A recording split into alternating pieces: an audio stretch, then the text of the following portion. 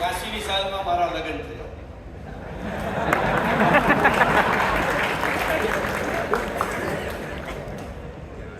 બે ભાઈના સાથે લગ્ન હતા એટલે બે પેન્ટ બે શર્ટ અને એક જ કોટ સિવાય એટલે એટલું જ બજેટ હતું. બપોર પછી મારા લગ્ન એના મારા હવારમાં લગ્ન ને એના બપોર પછી એટલે બપોરે કોટ કાઢીને એને મેસિંગ તો હતું જ બે પેન્ટ છે. ત્યાંથી મારી આ જર્ની ચાલુ થઈ છે અને હું મારી વાઈફને લગતી માનું છું. જ્યારથી મારા ઘરે આવી ત્યારથી એ કોઈ દિવસ ડાઉન નથી ગયો કે મોળો નથી ગયો.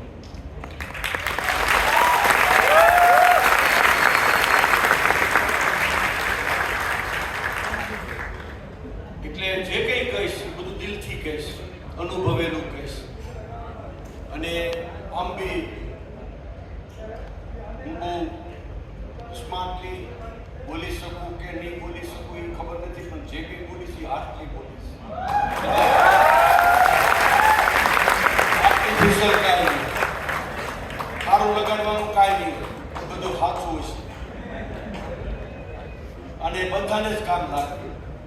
અમે લોકો જે શીખ્યા, જે સક્સેસ થયા, જે સફળ થયા, જે ખુશ થઈએ, હેપી થઈએ, સેવા કરીએ છીએ, આ બધું જ આટલી છે. અને જ્યારે હૃદયથી કામ કરવાનું ચાલુ કરીએ ને એટલે કુદરત તમારી બહુ નજીક આવી જાય. ભગવાન તમને સપોર્ટ આપે છે.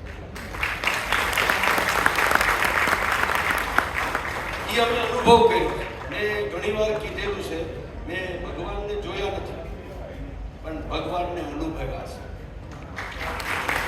એટલા આગ્રહ કરતા મારે કંઈક કરવું છે, મારે કંઈક દેવું છે, મને સમજણ નથી પણ દેવું ફાઇનલ છે, કરવું છે ફાઇનલ, એનો રસ્તો ખબર નથી પણ એક જ ભાવના હતી અંદરથી કે કાંક કરવું છે, દેવું છે. ગાડીઓ તો દેવી છે, ટોપ ફેક્ટરી તો બનાવી છે,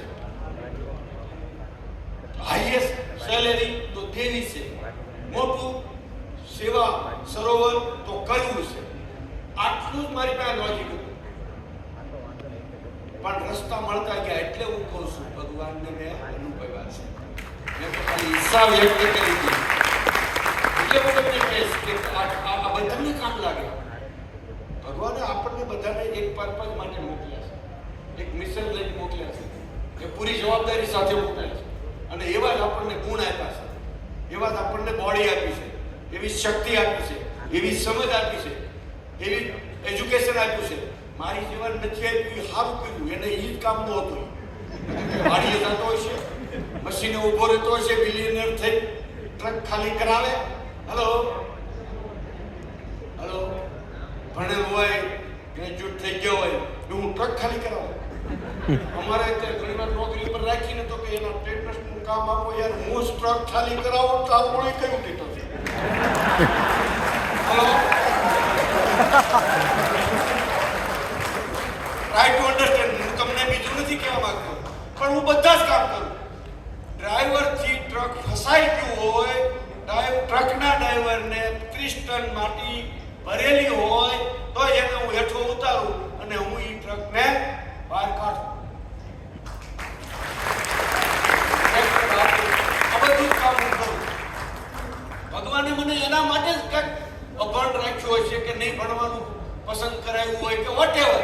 આપણને બધાને ભગવાને એક ટોપની ગિફ્ટ અને ટોપનું મેનેજમેન્ટ માટે આપણને ટોપનું શરીર બધું આપ્યું છે, રેડી જ આપ્યું છે.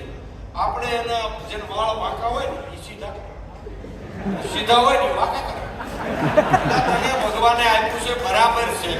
જેને ટાઈલ હોય ને પાછો રોપા.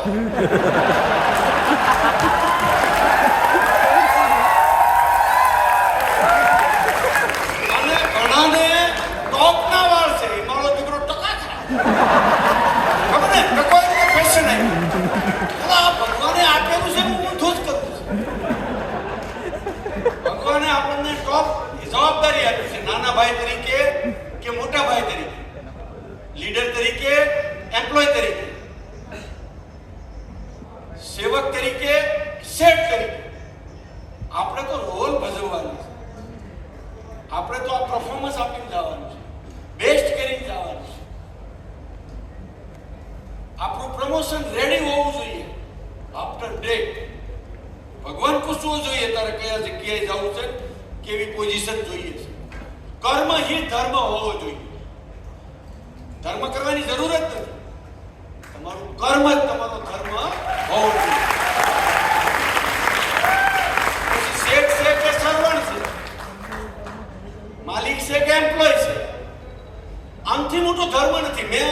મેં મારા જીવનમાં જે કંઈ કામ કર્યું, મેં તમને કહું જે કંઈ કામ કર્યું દિલથી કર્યું. ભગવાને પણ મને દિલથી દીધું. તમે બધા જોઈ શકો છો. કાંઈ કસાય નહીં. કોઈ પણ કામમાં કોઈ કસાય નહીં. કહેવામાં કોઈ કસાય નહીં. લોકોને હું લાગશે એ હું નથી કહેતો. મને હું ગમે છે, મારે હું કહેવું જોઈએ, મારી હું ફરજ છે, મારી હું જવાબદારી છે એ કહેવાય.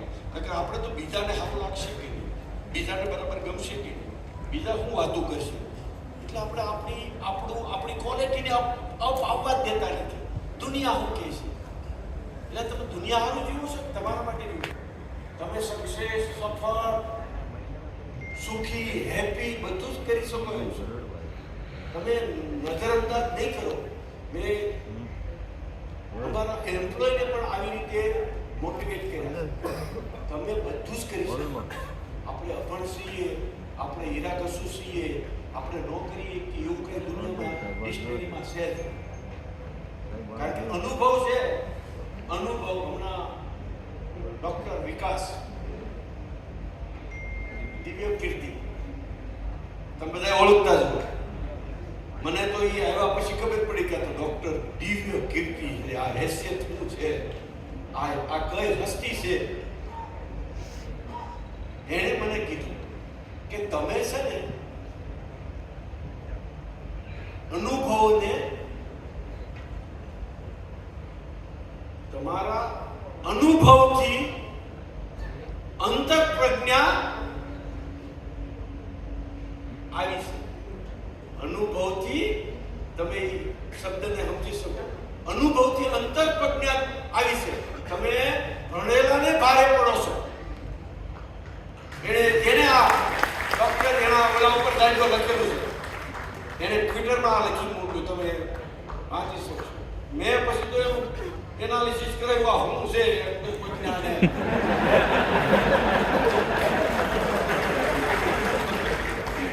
કારણ કે હું અને મારે સમજતા વાર લાગે ને ભાઈ, પણ બહુ ગહેરાઈથી એ શબ્દો વાપર્યા. અનુભવથી. કારણ કે મેં 40 વર્ષની વાતો મેં એમની હારે 9 કલાક વાતો કરી. એ માણસની 10 મિનિટ માટે તમે બધાએ જાણો છો, ઓળખો છો. 10 મિનિટ માટે 6 મહિના લોકો વેઇટિંગમાં રહે, ક્યાં નીકળે છે, ક્યાં મળે છે, એને મળવા માટે 9 કલાક વાતો. એને મજા આવી, મને મજા આવી. કારણ કે એને મજા આવે તો રે, મને તો આવતી હતી.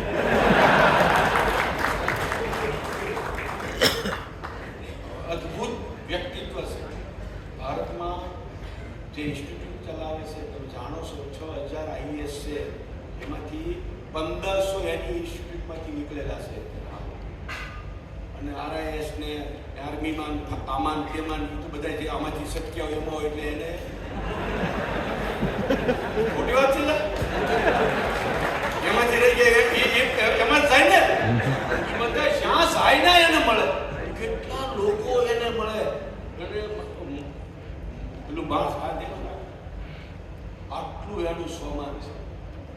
આ એની પાસે ટેકનિક છે. વીઆરએસ લઈ લીધું સરકાર, બધાને ખબર છે. 3000 કરોડની કંપની અત્યારે પોતાની છે. હલો, તમે શું ના કરી શકો? તમે બધા ભણેલા છો, તમારાથી પૂરા થઈ શકે. કમ્ફર્ટ ઝોન છોડવો પડશે. હલો,